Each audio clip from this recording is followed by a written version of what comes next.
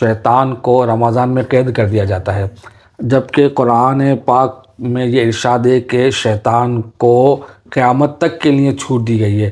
اب اس بنیاد پر کوئی کہے کہ یہ جو آپ شیطان کے قید ہونے والی جو باتیں ہیں، یہ جو کرتے ہیں، یہ موضوع ہیں، آپ اس بارے میں کیا کہتے ہیں؟ بہت بڑی غلط فہمی ہے، اور یہ غلط فہمی پیدا ہوئی کہ اس کو جو چھوٹ دی گئی ہے وہ کس چیز کی دی گئی ہے۔ دیکھیں سورہ حجر کے اندر اس کا تذکرہ اللہ تبارک و تعالیٰ نے بہت واضح انداز میں فرمایا کہ اس نے مہلت مانگی اللہ تبارک و تعالیٰ سے کہ اے اللہ مجھے قیامت تک کی مہلت دے دے۔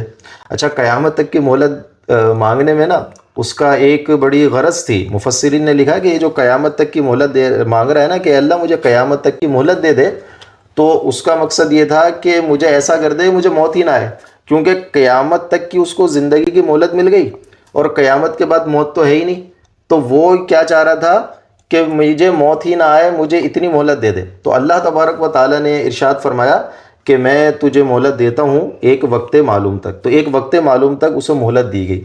لیکن اب بات یہ ہے کہ یہ مہلت ہے کس چیز کی؟ اصل سوال یہ ہے، یہیں سے اس شخص کو جس کا آپ حوالہ دے رہے ہیں اس کو غلطی لگی۔ دراصل یہ مہلت وسوسے ڈالنے کی نہیں ہے، یہ مہلت اس کی زندگی کی مہلت ہے۔ اس نے زندگی کی مہلت مانگی تھی اللہ تبارک و تعالیٰ سے، تو اللہ تبارک و تعالیٰ نے اس کو مہلت دے دی اور ایک وقت معلوم تک کی مہلت دے دی۔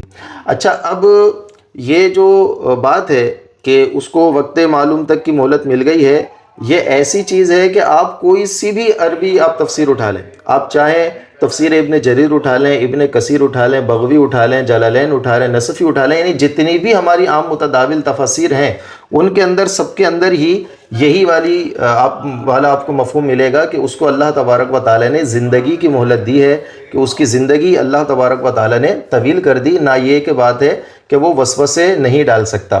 اچھا، اب اگر یہ والی بات مان لی جائے کہ شیطان کو قید کرنا اور اس کے مکر و فریب سے بندوں کو محفوظ کرنا یہ مہلت دینے کے خلاف ہے، اب اگر یہ والی بات مان لی جائے کہ شیطان کو مہلت ملنا یہ اس کو قید کرنے کے خلاف ہے، یا اس کے مکر و فریب سے جو اللہ تبارک و تعالیٰ نے بندوں کو محفوظ کر دیا رمضان کے اندر، تو یہ اس کے خلاف ہے، تو اس کے اندر بہت سارے نقصانات پیدا ہوں گے اور یہ ایک مفہوم غلط ہو جائے گا۔ دیکھیں قرآن کریم میں جہاں پر اللہ تبارک و تعالیٰ نے اسے مہلت دینے کی بات کی، تو اس نے اللہ تعالیٰ کو کہا کہ اللہ مجھے تیری قسم ہے کہ میں تیرے بندوں کو ضرور بہکاؤں گا اور میں دنیا ان کے لیے مزین کر دوں گا۔ لیکن آگے شیطان نے بھی پتہ ایک بات کہی تھی، اس نے کہا تھا الا عبادک منہم المخلصین، سوائے تیرے چنے ہوئے بندوں کے، کہ تیرے چنے ہوئے بندوں پر میرا مکر و فریب نہیں چلے گا۔ تو اب آپ یہ دیکھیں کہ یہ خود شیطان اقرار کر رہا ہے اس بات کا کہ تیرے چنے ہوئے بندوں پر میرا مکر، میرا جو وسوسے ہیں وہ نہیں چلیں گے، وہ اس سے محفوظ رہ جائیں گے۔ تو اب آپ یہ بتائیں، یہ تو خود اللہ تبارک و تعالیٰ ہی بیان کر رہا ہے کہ اللہ تعالیٰ نے اس کو مہلت بھی دی اور پھر شیطان نے خود اقرار بھی کیا کہ تیرے چنے ہوئے بندے مجھ سے محفوظ رہیں گے۔ اور اسی کے بعد اللہ تبارک و تعالیٰ نے ارشاد فرمایا ھذا صراط علی مستقیم، کہ یہ میری طرف آنے کا سیدھا راستہ ہے۔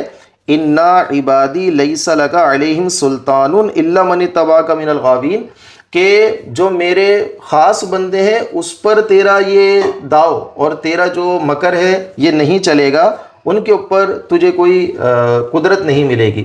تو خود اللہ تبارک و تعالیٰ نے ہی اپنے بندوں کو محفوظ کیا۔ اب جب اللہ تبارک و تعالیٰ نے اپنے بندوں کو، بعض بندوں کو، چنے ہوئے بندوں کو وساوس سے محفوظ کیا، تو اب اگر رمضان کے اندر شیطان کو قید کر دیا جائے اور وہ وسوسے ڈالنے سے جو ہے وہ قدرت نہ پا سکے، تو ظاہر سی بات ہے قرآن کریم کی آیات کے خلاف ہی نہیں ہے۔ خود اللہ تبارک و تعالیٰ یہ ارشاد فرما رہا ہے کہ میرے مخصوص بندے، میرے چنے ہوئے بندے اس سے محفوظ رہیں گے۔ اچھا، دوسری بات یہ ہے کہ آپ کو کئی ایسی احادیث ملیں گی کہ جس کے اندر یہ بیان کیا گیا کہ اگر کوئی یہ عمل کر لے تو وہ شیطان کے مکر و فریب سے اور شیطان کے حملوں سے محفوظ رہے گا۔ میں صرف ایک حوالہ آپ کو دے دوں، اور وہ بھی صحیح بخاری شریف کا، بڑی مشہور روایت ہے۔ حضرت ابو ہریرہ رضی اللہ تعالیٰ عنہ کہتے ہیں کہ ایک دفعہ مجھے نبی پاک صلی اللہ تعالیٰ علیہ وسلم نے صدقہ فطر کا جو مال تھا اس کی حفاظت کے اوپر مقرر کر دیا۔ تو رات کو ایک آیا شخص اور وہ اس کے اندر سے کھجوریں جمع کر رہا تھا. میں اس کو مختصر کرتا ہوں. وہ کھجوریں جمع کر رہا تھا. حضرت ابو ہریرہ رضی اللہ تعالیٰ عنہ نے اس کو پکڑ لیا اور آپ کہنے لگے کہ میں تجھے رسول اللہ صلی اللہ تعالیٰ علیہ وسلم کے پاس لے کے جاؤں گا. اور وہ بڑی منت سماجت کرنے لگا اور آپ حضرت ابو ہریرہ نے اس کو چھوڑ دیا. 3 دن تک یہ واقعہ پیش آیا اور آخر کے اندر شیطان نے کیا کہا کہ اگر تم آیت الکرسی پڑھ لو تو تم شیطان کے حملوں سے محفوظ رہو گے. ٹھیک ہے.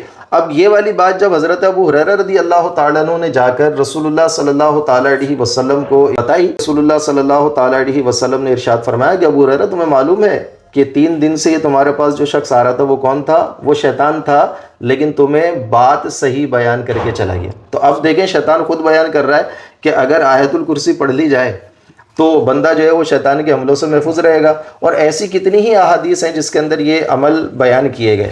لہٰذا اپنے طور پر ایک چیز کا غلط نتیجہ نکال کر حدیث کے انکار کر دینا اور حدیث کو موضوع قرار دے دینا، یہ شریعت کے اوپر ایک بہت بڑی جرأت اور بہت زیادہ بے باکی ہے. اللہ تبارک و تعالی ہم کو اس سے محفوظ فرمائے.